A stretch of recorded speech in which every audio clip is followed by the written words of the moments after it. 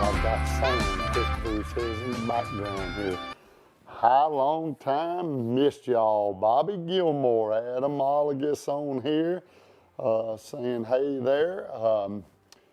Folks, we are back. Season 5 is officially kicking off. First episode aired tonight at 7 o'clock, and boy, was it a good one. With my good friend Chris Beaudrie. So folks, gonna sit around here and wait for a few folks jumping on here. I see Derek Biller jumping on. I seen Adam Ogles there jumping on. But we are officially back. Mike Dietrich, how are you? Got the old glass right here, Mike. Appreciate that. But the season 5 has kicked off. I mean, I'm going to keep saying that. It's hard to believe it's been 5 seasons already. And this season has got a lot of fun stuff coming up with it. So, folks, you are joining us for what we call After the Bite. It is where we jump on here on Facebook Live, YouTube Live. You can interact with us by commenting. Tell us where you're from. Say hi, Kyle Metzger. How are you, Kyle? Me and Chris were talking before this live got going, just a little bit about you. We're going to talk a little bit about you tonight. Matter of fact, Kyle Metzger. Say it like the month August. Do what? Maybe his last name. Oh, Cincinnati, Ohio, Andy Stevens. Folks, Facebook folks out there, all you folks, share this out. Let folks know we're on here. We want to get as many folks on there. I've got some great giveaways tonight. After the Bite is what this show is called. It's brought to you by Jinko Fishing. My great friends over here at Jinko. What a tremendous partner they are in the show, and they're right here, folks, from Kentucky, and I can't be more excited to be involved with those great folks. Will Roby, Colton Jennings, Tony Shepard, all you guys down there at Jinko. I can't appreciate you enough, but we're going to have a little package giveaway from them tonight. All you got to do is comment, tell us where you're from, make some comments, because we're going to pick from any of you that comment throughout the show to give a little giveaway or two of two. I'm going to throw in a little Cabela's gift card in there as well. And all you got to do to be eligible for that is say a good comment, like Troy King down here. Troy, we know he's watching the show. He says, "What's up, Mr. Boss Stowe?" And that's a good one. That was a fun episode, a fun laugh right there, Troy, that you brought up.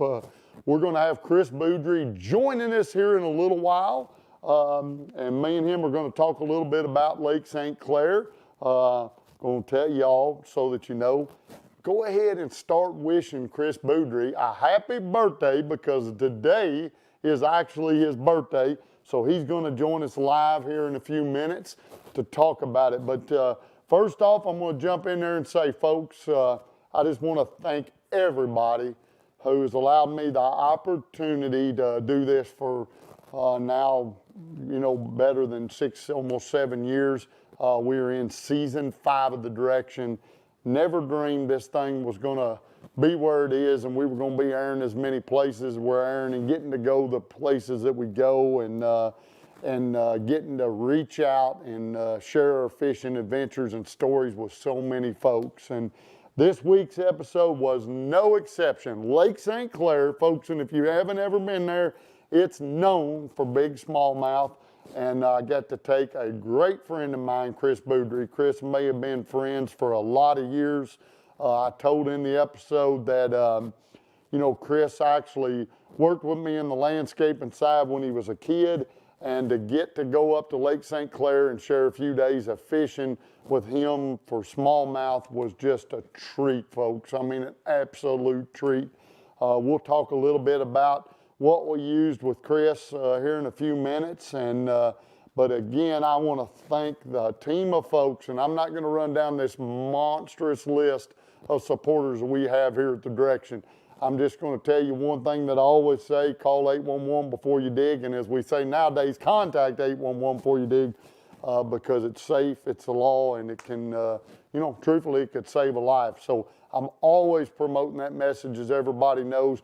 And I'm not going to run off that list of great folks that have me ambassador in that message to all the outdoor viewers, because it's so long that it takes up so much time. But I want to say thanks to Denali Rods, Ranger Boats, Jinko Fishing, Power Pole, TH Marine, all the folks that give me the fine products that I get to use every week out there on the water. I love all these folks. They're true products that I believe in and I get to use, and it's just a treat to get to work with folks that I consider, a whole lot of them, to be, you know, family, because they treat me that way. I mean, you know, they don't restrict me. Oh my goodness, somebody had a different rod brand or somebody mentioned another bait company. They aren't like that. They allow me the freedom to go out, film a fun show, share some great stories, and I just want to say thanks to all those folks. So, but to kind of lead on into the show part of things and talk about season 5, folks, season 5 is going to be a great one. We have got a lineup of great guests to come, great locations, and I could spend 2 days telling you about the upcoming stuff with season 5. But right now, I want to spend some time talking about the episode right now, which was Lake St. Clair. Another thing I'm going to do is, can you scroll back through and show me some of the comments, Christopher? Are we able to do that? I see Kimberly Bentley on here from Mount Eden. I'm gonna assume that's Adam Bentley's other half, and they're from out there by my farm. And let's see, Earl Fisher here says, I called 811 from our shop for our shop project. We're always glad to hear folks saying that. And Bobby Gilmore saying, hope everybody had a good Christmas. Carl Parks, Carl, great friend. I had the opportunity to film with him a number of years ago. Go to our YouTube channel, check out an episode called The Wake on our YouTube channel, folks. Carl Parks, great episode, one of my favorites. Carl's was just an episode that just holds dear to my heart. Carl, always great to see you on here. Terry McWilliams, of course, Terry, he's always traveling with us. He's always bailing me out, keeping me on the road. I can't say enough thanks to that guy, because Terry and me have been across the country together, and I've had the opportunity of what a great friend I have in him. And Mario Mills, Merry Christmas to you. And I just see the lineup of folks popping up on there. So folks, share this thing out. Once again, I got a prize package. All you got to do is comment this week. Going to be from Jinko.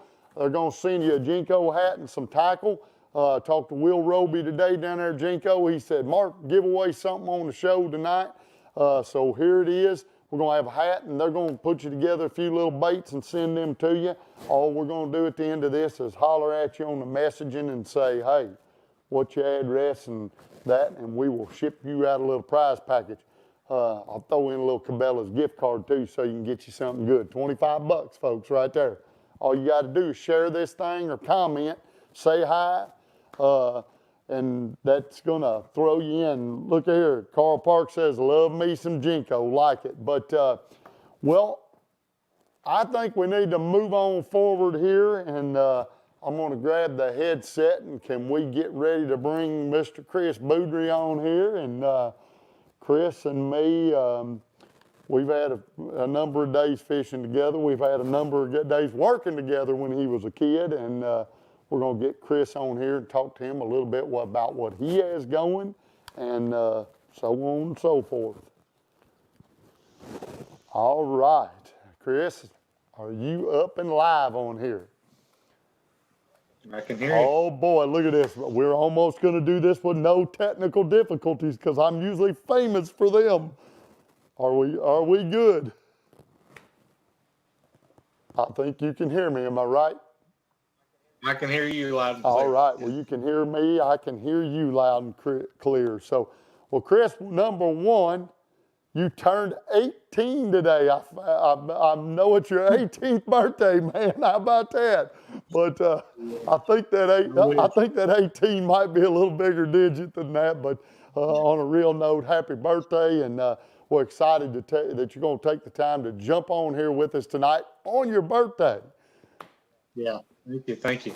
So, well, you know, Chris, I don't know about you, but, you know, we've had the opportunity to fish together on Kentucky Lake and, you know, a couple times and right here at home. But what a fun trip it was headed up north to Lake St. Clair. And anybody that hasn't experienced Lake St. Clair in the early months like that, it's one of them places that when they're biting, it's magic. It didn't matter that there was 3-foot waves out there, the wind was blowing. It's one of them places that's always a treat to go up there to. And though it might not be throwing giant crankbaits and big swim baits like this, that little drop shot and then throwing a small tube up there is, there's just nothing like hooking into them brown fish. Yeah, absolutely. Yeah, it was a welcome treat to come home. I'd been on the road for a week prior to heading up there, and you call me and give me the invite to come up north, and I'm never going to turn that down. So it was a great trip to get up there, and a special treat, you know, unexpected, and I'm thankful for it and appreciative every time you invite me out. It's fun every time we get together. Well, you can sense that in watching the episode. You know, there's certain people you just get in a boat with, and it's just fun. I mean, you know, and you and me with the long relationship of us even joking all the way back to my landscaping days and you helping me landscaping. And of course, Troy King made sure he noticed that you did end up calling me boss on that show, by the way. And but you know, it's always fun to get out there in the boat and just have some fun. And man, when we're catching fish, I mean, literally 2 at a time sometimes throughout that episode. And of course, we were throwing at dark spots out there trying to, you know, throw towards these fish. And, you know, of course, you get the humor of, you know, you throw over there and the guy behind you throws out there and catches the fish, and you get to ragging on each other. And it was just a great trip and a whole lot of laughs in there. Yeah. Yeah, it was fun for sure. You know, there was 30 minutes we can't show everything that we did out there, and we had times before we filmed where we got to go out with Terry McWilliams and get out there and play around, and all 3 of us throwing at the same fish trying to find out who's going to catch it. And it was the whole experience was a blast, and we got to make a good episode out of it and show people what you're capable of doing up there. And anybody can go up there and do it for sure. It's a special time, special place, and I recommend it for anybody to go up there and spend a little bit of time fishing up north in Michigan or New York or any of those states up north during the later months. You know, during the summer when it gets a little hotter up here, you can go up there and really have a lot of fun. Well, it is, and it is magical to go up there, and especially in them spring months. I mean, them spring months are fun. I've been up, of course, in the fall to Niagara River, and then up to New York with Kyle Metzger, and I had a good time, you know, smallmouth fishing then. But in the spring, it's really totally magical. Right. But well, you know, I'm gonna jump forward a little bit and talk a little bit about you. You know, the exciting thing was when we were filming, it was early in the bass season. You've been touring. You got to fish all, I guess, 9 events this year. I don't know if any of them got canceled, moved around, or any of that stuff, but I know you had a number of events to go. You've been chasing a childhood dream over the last few years of, you know, with a long time planning between you and your wife of kind of scripting out you you know, her getting through med school and getting through nursing school and all the things that she had to do to get to where she is in her career. And now you've got the opportunity to go on the road and fish all the events from last year. And we're going to talk a little bit about how you ended up last year. And then I'm going to mention this coming year. You were telling me the other day that you and Leslie and the new baby are going to be, they're going to come to a few of the, how many events is Leslie and the baby coming to? We're traveling, or I'm competing in 9 events, and they're coming to 5 of them. Oh, so man. It's going to be interesting, but we're going to have a lot of fun. A little more logistics go into it when you're bringing the family with you, and multiple boats. We got some friends coming with us, housing in the same houses, so it gets a little tricky, but it's going to make it, you know, a little bit easier, because it's always tough. You know, that was part of the issue late in the year is, you know, leave a newborn at home, and it made it a little tough as you get midweek and you miss your wife, you miss your baby, and but I'm ready to go. We finished up 2021 in late October, so we've had a couple months off, and I'm getting fired up and ready to go. We leave again in a month to head to Florida, and my wife Leslie and my daughter Abigail will be heading down there with me and a few friends. So it's going to be fun and an exciting year, and I can't wait to get it started. We're doing all 9 of them again, so we're still chasing the dream. So Well, looking forward. you know, that's something admirable about the way you've done, Chris, is that, you know, you put the time in working and you know, even kind of shifting size homes and moving so that y'all planned comfortably to, you know, have a long-term plan as a husband and wife and family. It's neat to see how you all scripted that out, and I'm my admiration to you and how you all have done that and supporting each other, because you supported Leslie through school, getting her through all that has to be rigorous, a grind, you know, you know, and I listen to the stories you tell me about her and them girls studying, and you know, sitting there while they're studying different things over all these years. But to see her get out and then her support you in what still has to be a trying job, you know, and very demanding, and then her being a new mom, y'all got a 7-month-old, but you all supporting each other like that, man, that is that's just totally awesome. And you know, my hat's off to you, and in the path and the way that you've, you know, scripted doing this. And for me, you know, you're already a success no matter what score you end up with out there, because in my eyes, the way you're doing it as a family, my hat's off to you, man, because if everybody did it that way, it's just the way it really needs to be done. Thank you. Yeah, I mean, I attribute all that to my wife. It takes a special woman to allow us to go out there and play like that, and kind of put it all in line when it comes to fishing. It's not for everybody, and we kind of grew up in this atmosphere of me competing, but you know, I make sure when I'm home, I'm 100% home, and that's what's important, is you kind of have to have the balance, and we've made that work for a number of years, and look forward to the years to come doing that. So it's special. I enjoy it, and as long as we're able to be fortunate enough to do it and pursue it, we're gonna go after it. So it's looking forward to it. We got a lot of years to come. Well, my hat's off to you on that side of it, because of course I know Leslie as well, and you know, from the years of me and you knowing each other, and you know, I applaud her too, because it's there's a lot that goes into fishing to compete and to, you know, achieve what you've already done, even at a local success level. You know, it's a lot of work going out there finding fish and staying on top of them, and maintenance in a boat and truck and keeping everything going all the time. I mean, it's there's a TV side of it, and there's the highlights of it, but then there's the, oh my, I've got a trolling motor that's not working at 6:45 in the afternoon, and all of a sudden you're trying to get a boat fixed and everything else so that you can go out and compete the next morning, and that's a grind.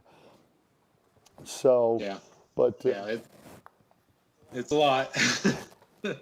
But hey, For sure. that's the reward of it, though. When you look back on that, that's the success of it. You know, then when you do say, man, what a great finish, you're like, man, you know, that's the reward, Yeah. that success. So, This past year, I'll be honest with you, it was intense because when you're competing in all 9 of those Bass Opens, if you have one day when you're down and you can't compete, your whole season is ruined. And I for the most part, all my equipment performed flawlessly.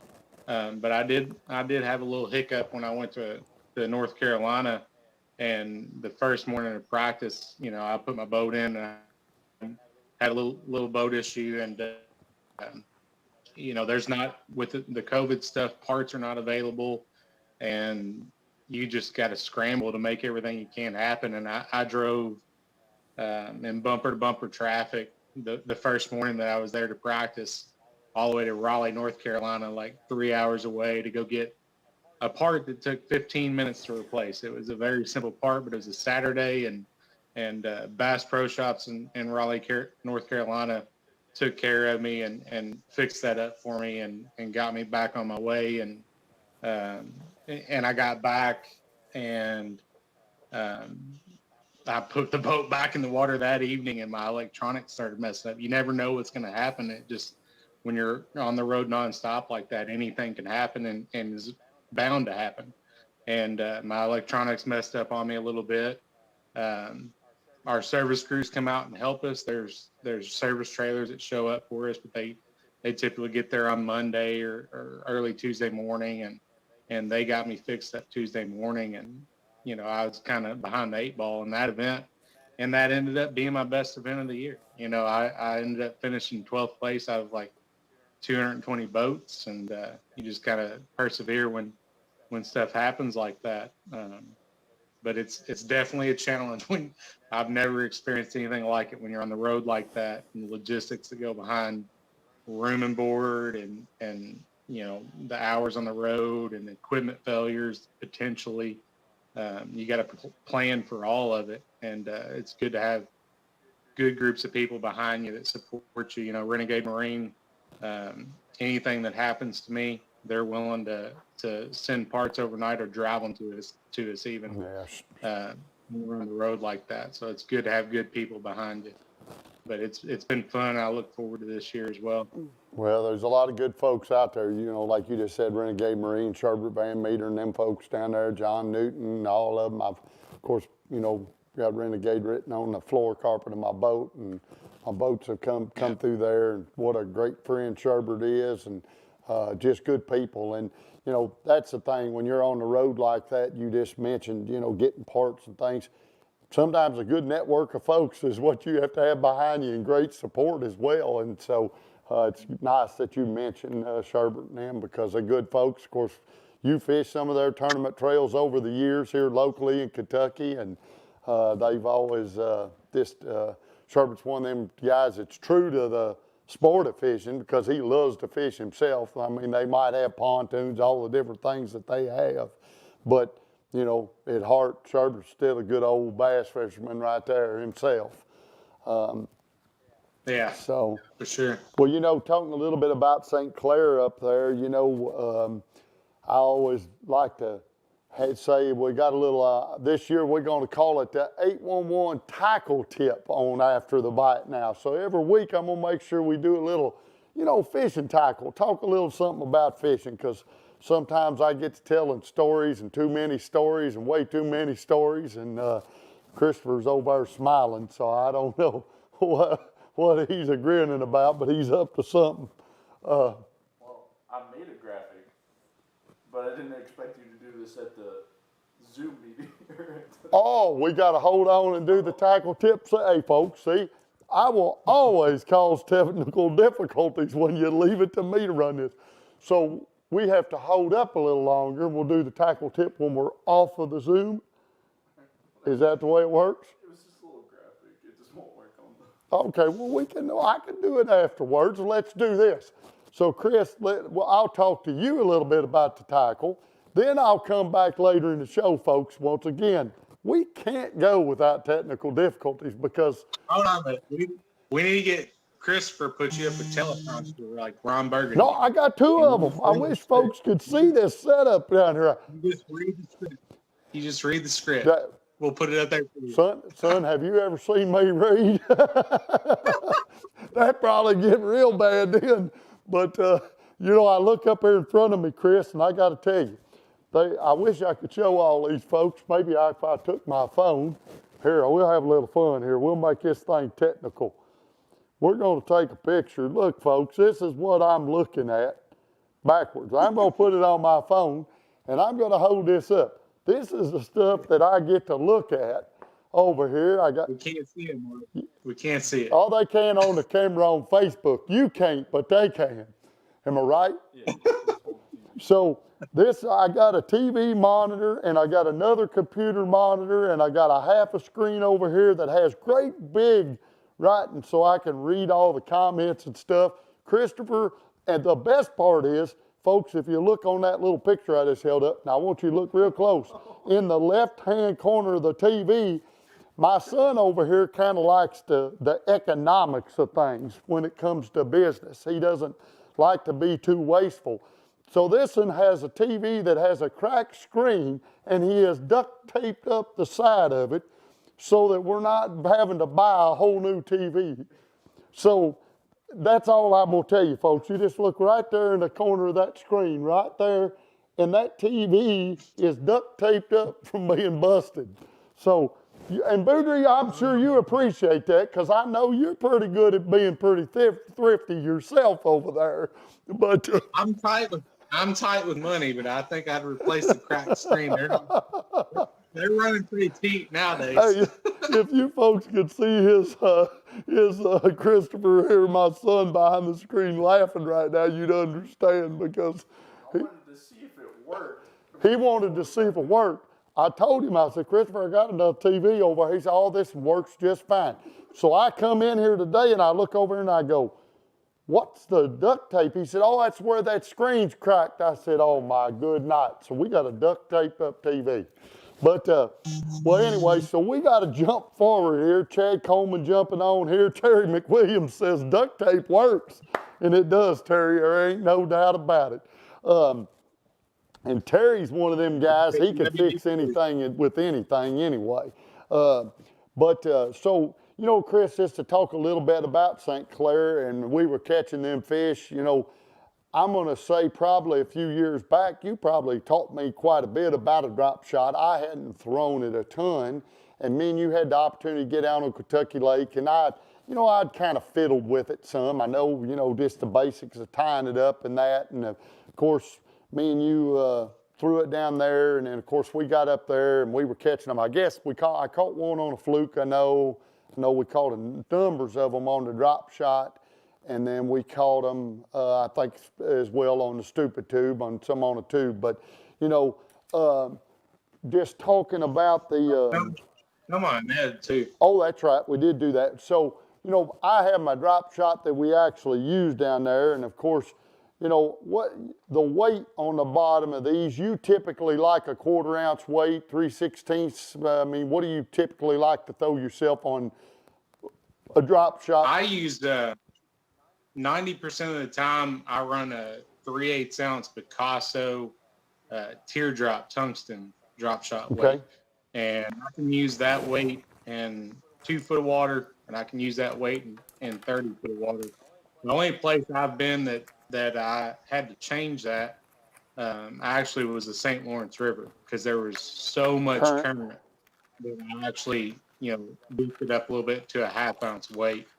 But that Picasso tungsten drop shot teardrop weight has worked for me for years. It's got a little swivel in it, so I don't have to deal with the line twist. And then I have the increased sensitivity with the tungsten. And but that's what I was using up there. There's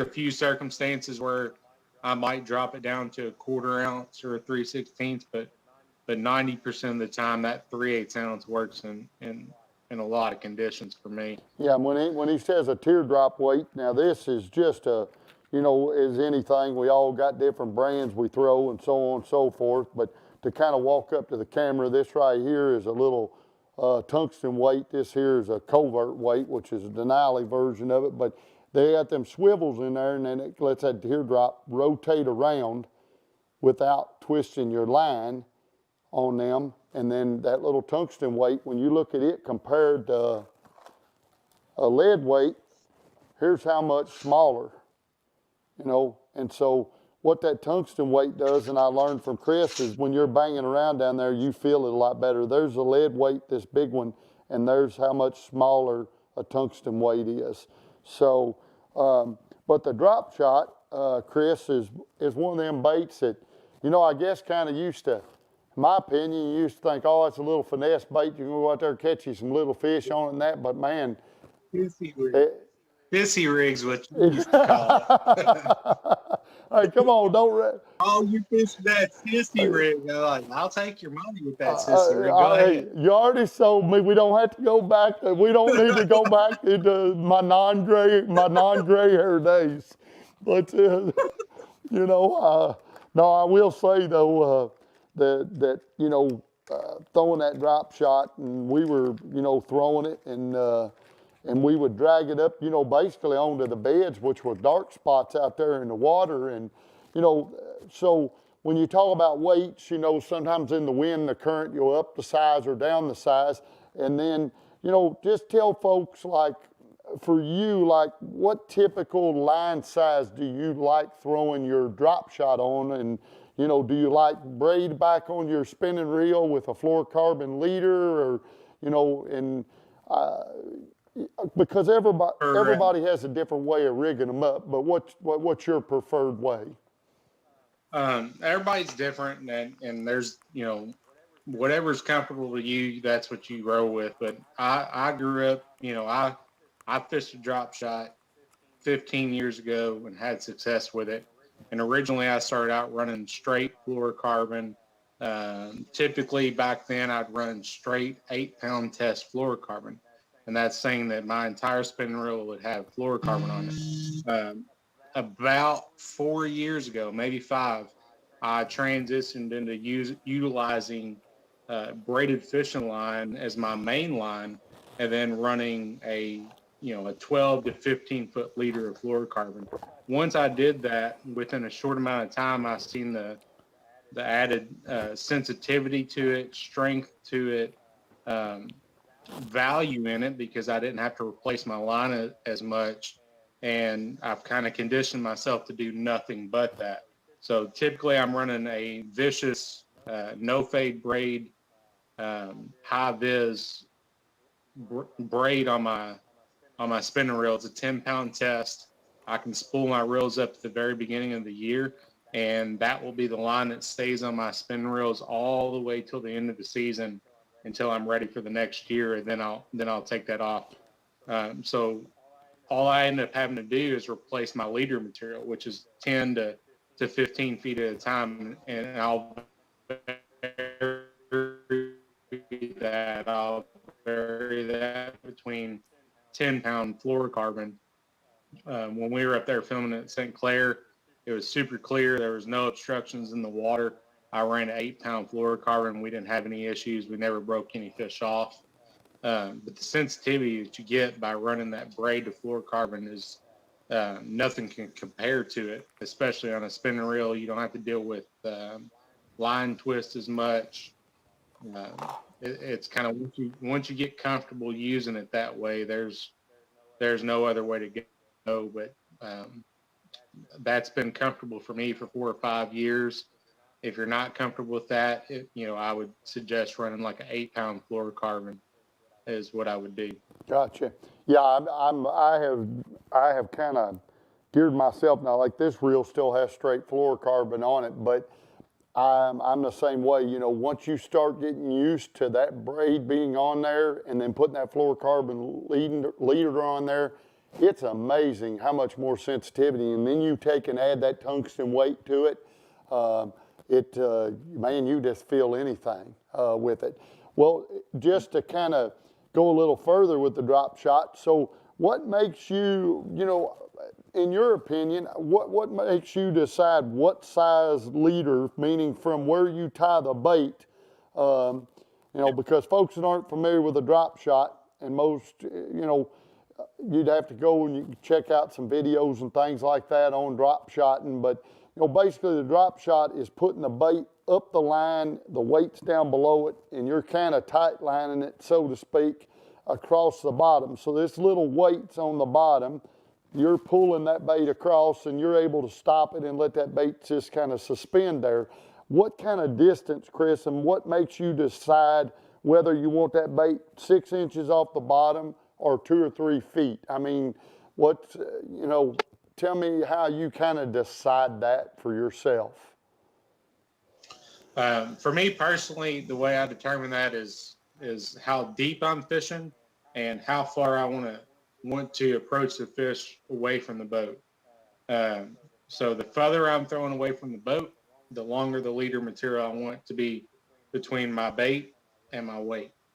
If I'm fishing on a Tennessee River chain and I'm fishing out in 30 foot of water, I may run 3 feet between the weight and the bait, because ultimately if I'm making a 50 or 60 foot cast, it's truly only a foot off the bottom, you know, based on that angle. Oh yeah, because that bait's out there like that.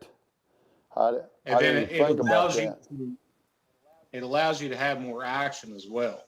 The more leader you have between your weight and your bait, it allows you to let it free fall and then kind of give it a weightless action. Whereas if there's a short leader, you don't have much room to do that. Typically your short leaders are during your real cold water, and you're not trying to impart that much action into the bait. So you want to cast it out there and just pull it slowly, and fish are relating closer to the bottom. They're not as aggressive. But anytime you get to, you know, the fish spawning all the way till their late winter hunts, you know, a longer leader is going to give you better results. I've seen it change a little bit. I've adjusted it, but I mean, it's minute adjustments, you know, from 3 feet to 2 feet, or, you know, from 2 feet to 18 inches. Like I rarely go shorter than 18 inches when I'm doing. Gotcha. So like that leader there, see, that would be on the short side right there. So that's probably an 18-inch leader, maybe a 24-inch. yeah, it's about 18 probably. You got to think about it in relation to the fish. If you're going to cast it out, when the angle changes from your boat to the bait, it's not truly up off the bottom that high. You're trying to present the bait right in front of their face, and the 18 to 24 inches is kind of your go-to length on the leader. You know, when I do it at a 3 foot leader, that's very specific circumstances that I see fit to do so. Yeah, and then when you jump up there to, you know, once you kind of determine your leader, and of course you get into the rod setups and all that, but I'm not even going to tackle all of that tonight. I was going to kind of talk about the drop shot itself. Then that comes down to different baits that you can put on there. I know, like down at Kentucky Lake, me and you threw some robo worms down there, and that was a great bait. And of course, you know, up on St. Clair, I was throwing them little, what are they, Z-Man TRDs, and I actually have one of them on there. That's probably my favorite bait to rig. But, you know, Chris, you, I think, put me on this hook a number of years ago, and a lot of people use them little hooks and just tip hook it. But, you know, we ain't allowed to talk about it. Okay. Come on now. Hey, come on, we ain't gonna talk about hooks. No, never mind. Hey, we can't tell you about them hooks, but here, what I'll tell you is, sometimes, you know, you did show me how to now, am I in trouble for telling this, or am I allowed to tell this? You owe me at least $500. We'll make that up. We'll go to St. Clair again. You in? You in? But, yeah. On a for real note, you know, is that you can take you can really also make a bait weedless on that drop shot. And tell me a little bit about the hook and why you choose to rig them that way sometimes. Yeah, I rig my drop shot 100% of the time. Well, I say that. No, I take that back. I rig my drop shot 90% of the time weedless Texas rig, because in the Midwest and the South, like we're not going after smallmouth. We're using a little bit bigger plastics, and we're trying to come through cover. That's typically where they're at. Um, a lot of guys use a drop shot hook or a nose hook, and they can't fish it in the same territory that you can when you do it Texas rig. But up north, there's two different scenarios of it. Down here in the South, we run 5 and 6 inch baits, and that's when you want to do the Texas rig. But up north, we're typically running 2 inch to 3.5 inch baits, and that when you have a 2 or 3 inch bait, that's when you want the nose hook. That imparts the action on that smaller bait. So that's the only time I see fit to run a nose hook. But here where I started doing it here in Kentucky, I never saw a need to utilize a small hook like that. And I feel like a lot of guys would get frustrated with using a drop shot because they were using a nose hook like that exposed, and they get hung up a lot. So it prevents them from throwing it, and when you Texas rig it opens up a whole new world of where you can throw it, how you can throw it. It can be shallow, it can be deep, and it's just two completely different scenarios. With the small nose hook, the only time I'm going to use that is when I head up north for the smallmouth. That's it. And that's just because there's nothing, when we throw out there, there's nothing for it to get hung up on. There's no wood. No, you're just on a rock. Get hung up on a rock. Very little grass. Even if it does get hung up in a little snag of grass, we can pull it out pretty easily. So that's the way I've looked at it and had success with it. I don't see a reason to change. No, and I've watched you that drop shot. You're amazing. I love watching you throw it. And, bait choices on it. There's just a ton of different things out there. I know they got them, little cross tails. They've got, like I said, the robo worms, the TRDs. I mean, you can even take some of these little bitty old, like 3.5 inch trimmer shads and put them on, drop shots. I mean, guys just have a whole arsenal of things that they throw on them. But you're just looking for soft plastics. Like, no matter what brand you choose to utilize, pick your size to match your forage, and utilize a soft plastic. You want to, if it's a particular brand that you like, utilize their softest plastic that they make. So Zoom, for instance, I'm not affiliated with them at all, but they offer different, lines of their plastics that are softer, and so does Strike King, and Robo Worms across the board is a softer plastic. Missile Baits, they have different lines of plastics that are designed for the technique. So pick the plastic that matches what you're trying to do and where you're at, and match the forage you're trying to match. So, down here in Kentucky, typically I'm going to run a 5 or 6 inch bait. But if I'm up north, I'm going to run a 3 or 4 inch bait. And you're just kind of going with the conditions that are put in front of you.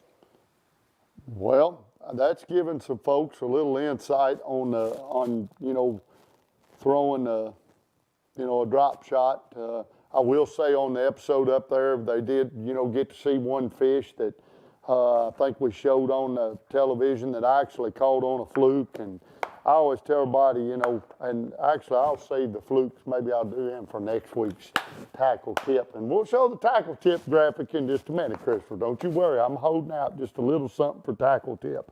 But anyway, one of the things that, we caught a couple fish on up there was the flukes. And of course, then you mentioned, I think we threw the Neds and caught them on the Ned.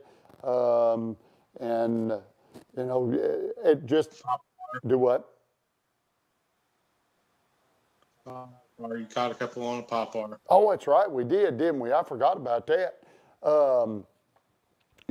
But that comes down to being versatile. Even when you're watching the TV and you think, hey, okay, they're catching them drop shotting. Adam Savage is on here talking about he just put on here, it's definitely a versatile bait, and it is, the drop shot is. But when he uses the word versatile, for me, I always tell everybody, just because you're catching them one way, don't be afraid to pick up another bait, because I don't think we caught but 1 or 2 fish on the fluke, if I remember right. But like that one I caught on was just a good one, and so, sometimes just picking up a bait and throwing it out there, then few casts, you can, all of a sudden you see another bite, another way of catching them. And sometimes that leads to catching more fish, which in your business means bigger paycheck at times. And mine, it means TV show looks good. And it means I'm going to start laughing and having fun.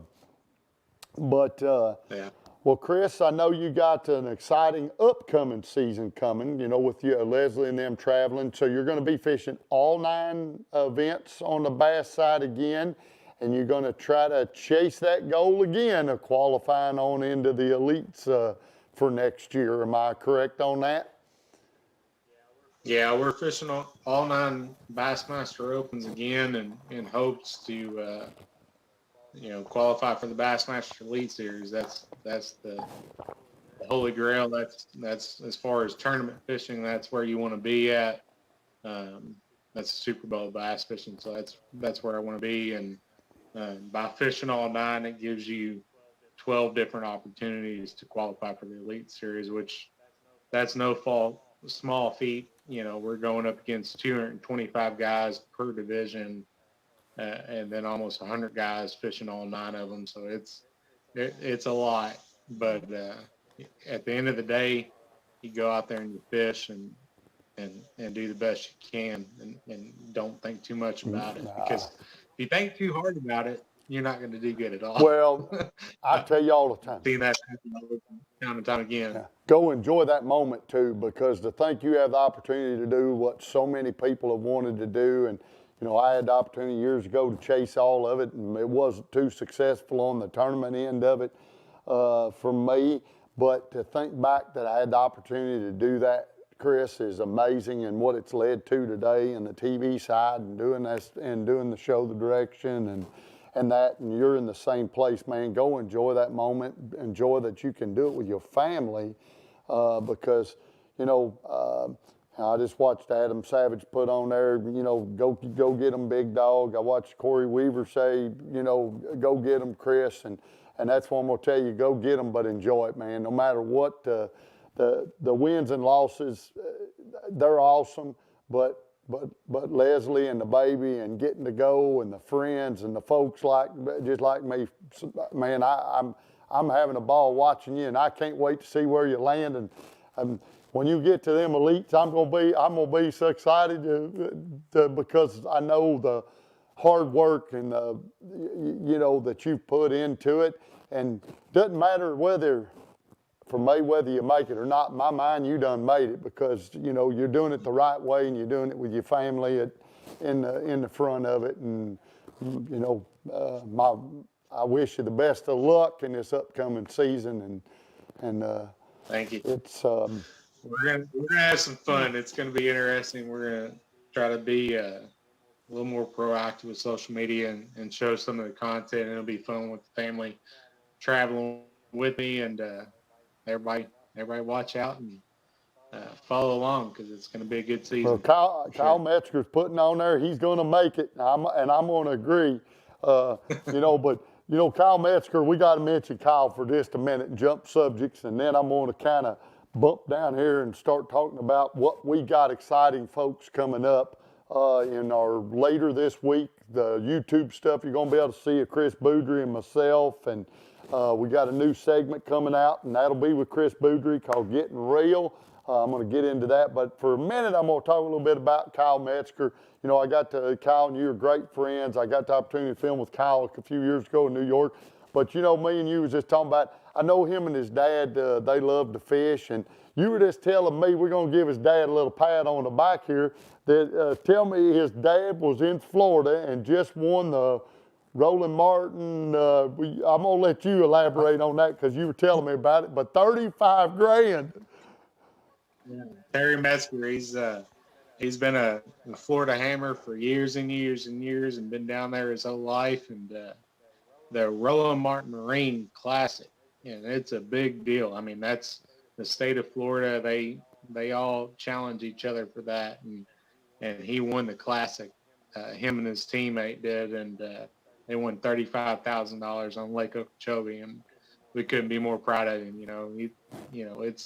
That's special. That gives you the drive to keep on doing it. And he's in his 60s and achieved that goal, and me and Kyle couldn't be more happy for him. That's amazing. They smashed them. They absolutely smashed them. They have videos of it, and it's so cool. It's so cool. It gives you cold chills to watch it. Makes me want to drive down there and fish their series, to be honest. Yeah, that's exciting for Kyle's dad and that. But we're gonna have a little more fun with that story, because I do got to bring up my favorite moment of the entire trip. Number one was, well, I'm gonna say number two was you getting around to finally understanding to call me boss.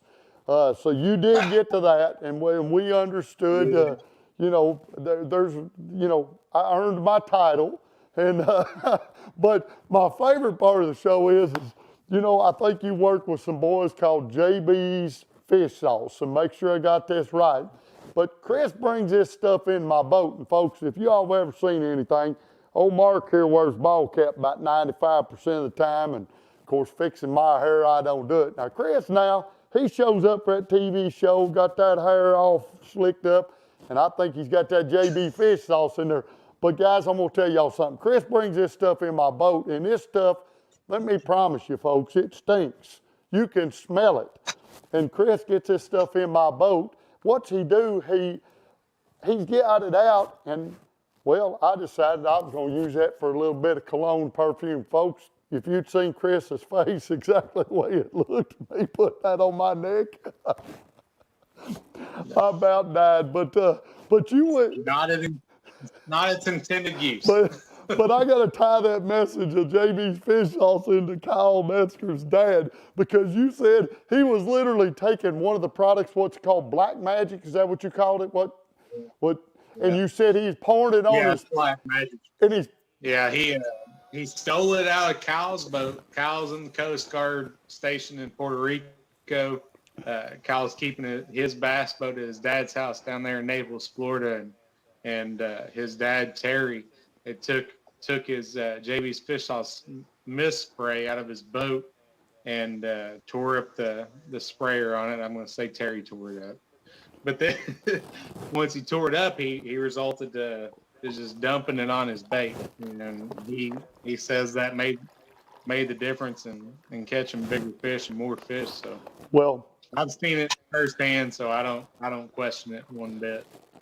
I've used it for years. Well, I'm going to continue my story just a little bit longer, and then I'm going to wrap up with you here, because I don't want this show to go too long. But somehow this jar of JB's fish juice gets left in my boat, because the lid gets dropped in the hole in my boat deck up there where my seat goes or whatever. So I have to get a screw and screw it in this, get this lid out. I put this stuff in my boat, and it's got this pinhole in it. And folks, let me explain something. Don't keep JB Fish Sauce in your boat with no pinhole in it, because your stuff, you will smell it. I don't know what's in it. Chris introduced me to this stuff while we were up there, and so I have no affiliation to them other than through Chris right here. But let me promise you, the stuff is strong, and it scents well, and the lady fish will come running out of the water if you put it on. Don't rub it on your neck. I don't think that's recommended use.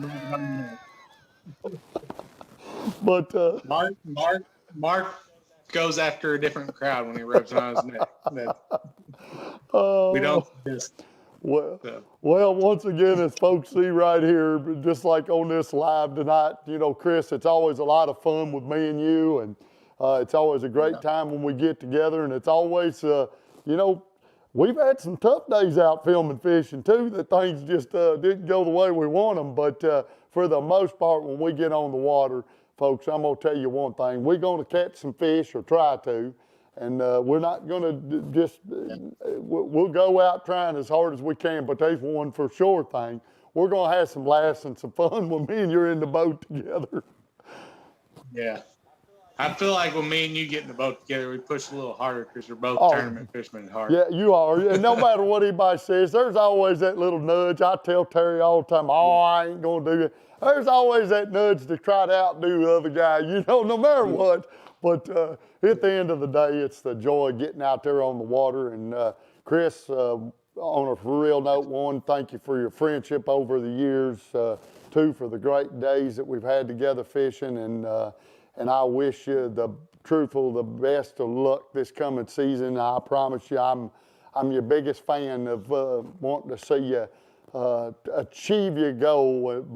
But as I said, you've already achieved it because, man, look at it. You're getting to do something you love to do and do it with your family. So just make sure that, you just keep that in your mind at first, Granted, I know them elites are the ultimate game and the ultimate goal, but I'm rooting you on.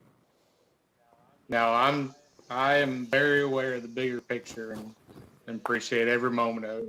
I'm very blessed to get to chase the dream and hopefully we get to make it happen because we got a lot of people back home in Louisville, Kentucky rooting for me and across the nation. So I hope I make it happen for everybody, and if not, we're going to keep on fishing. Well, you just keep on fishing and keep on catching, and tell Leslie I said hi. And of course, the little one's 7 months old, and she's sleeping right now. You're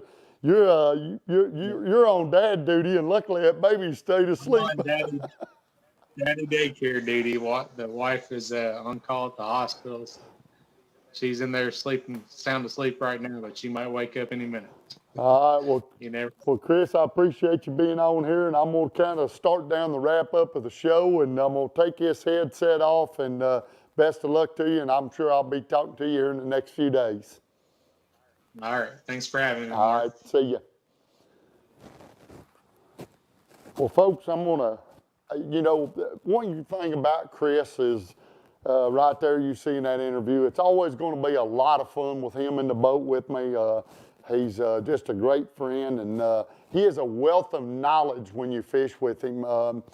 When you're in the boat with this guy, I'm going to tell you that some of the conversations with Chris, he gets so detailed. He looks into the baits. He looks at what he's doing. He's analyzing. And you really start to see, he's kind of like I listen to these people, coaching football, and these coaches telling my son, you take one step and that one half a step or that wrong little bitty back step.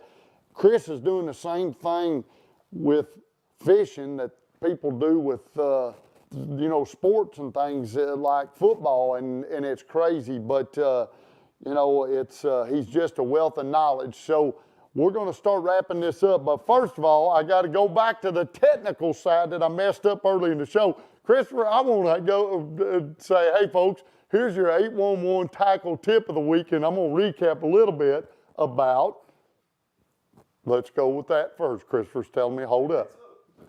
Hey, look, there it is, right there. It's on the bottom of the screen. I got my 811 tackle tip. Can you make it pop up one more time? What, make it pop? Look, there it is again. And folks, right there is your 811 tackle tip of the week. And so the tackle tip of the week, folks, was talking about drop shotting. And if you go back in this video there a few minutes, I actually had Chris talk you through it.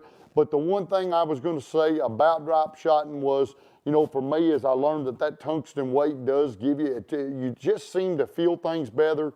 Using braided line on your spinning reel with a fluorocarbon leader tends to give you more sensitivity. It's taken me a little bit of time to get used to throwing that braided line on my spinning reel. I'm going to tell you, when I first started doing it, I didn't like it.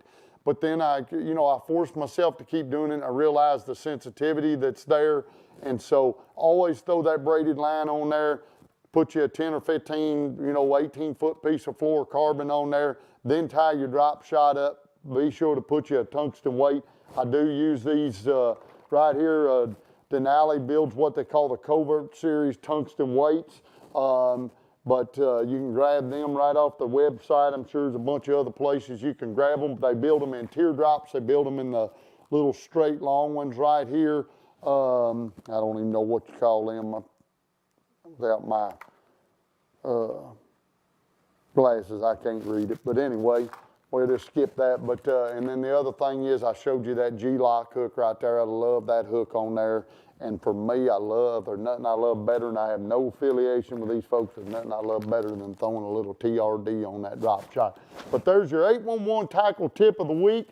Folks, I'm going to tell you, so in the past, when these shows aired, we did After the Bite, and that was pretty much a wrap for the week. But for this season, right here, season 5, we have got some exciting, good stuff that's going to happen. So run me through, make sure I don't mess this up. I got to talk to Chris. Chris is behind the scenes over there, my son. So tomorrow, this video comes up live, and you'll be able to rewatch it, share this out with folks so they can go back. Cylinder weights, thank Dan Pardue. I'm glad I got great people like Dan on here that can tell me the names of the tackle. But Dan's going to have a great episode, folks, in about 4 or 5 weeks. When's the military veteran episode? January 18th. January 18th, folks. Dan Pardue, Wes Thomas, West Boggs Lake in Indiana. Great episode. Dan, thank you for your service, your military service, and what a great opportunity it was to share a day on the water with you. Thanks for telling me the name of the weight. But on Thursday, folks, go to our YouTube channel, right? Yep. You're going to be able to go to the YouTube channel. We've got a new series we're putting out on YouTube. Getting real, folks. It is 15 to, say, 20 minutes of sitting down with the angler or guest on the show, and we're talking about life, we're talking about fishing, we're telling some fun stories, and you can see it all on Getting Real. Folks, I'm truly excited about that because if you know me, I can hop on a seat here and just keep on talking for days.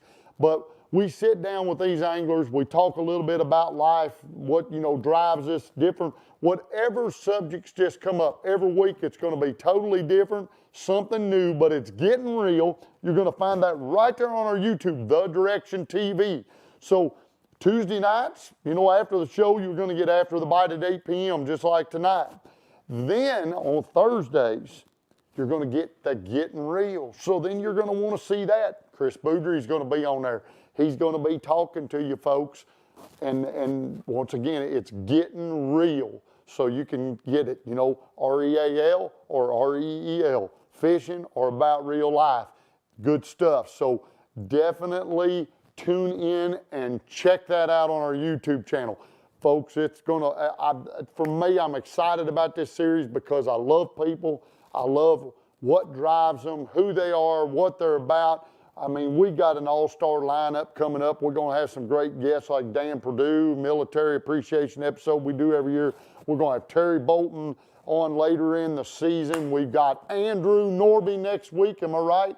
Andrew's a great YouTuber. If you haven't got on there, it's Fishing with Norby is his YouTube channel. We're on Lake Gunnersville next week with Andrew.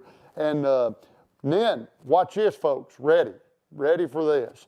On Friday, we're going to I'm going to self-film. We go on YouTube style.